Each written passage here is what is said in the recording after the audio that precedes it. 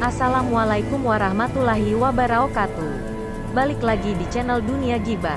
Sebelum lanjut ke videonya, jangan lupa like, komen, bagikan, dan juga subscribe. Let's go. Sebuah mobil Toyota Fortuner berplat nomor D1163 RC mendadak nyelonong masuk ke dalam Alfamart di Kramat Mulia, Kabupaten Kuningan. Ya, mobil tersebut tiba-tiba hilang kendali hingga menabrak pintu kaca dan masuk ke dalam Alfamart itu.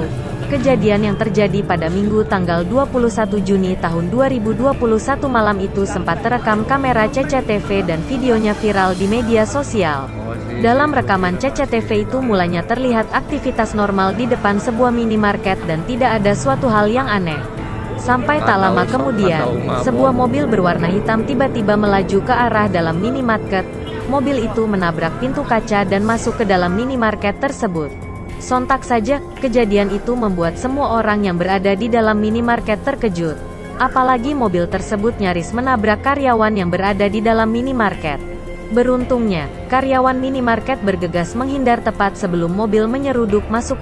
Mobil itu juga tampak membuat seisi minimarket berantakan karena menabrak sejumlah rak produk. Usai kejadian, sejumlah orang tampak ramai mendatangi lokasi untuk melihat secara langsung dan beberapa ada yang merekamnya menggunakan kamera ponsel.